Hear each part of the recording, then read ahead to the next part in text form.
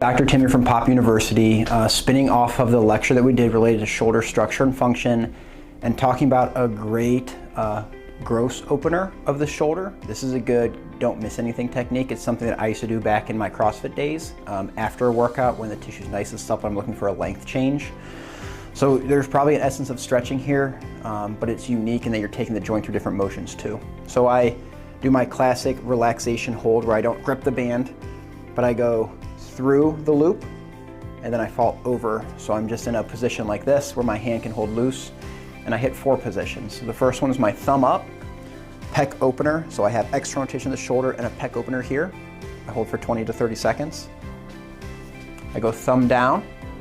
I rotate my hips again. And I have an opener here with internal rotation and a bias and pulling on the external rotators of the pec as well in the bicep.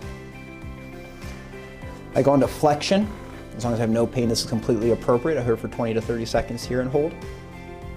And I finish up by going into an across body movement here and getting the posterior capsule and the posterior deltoid.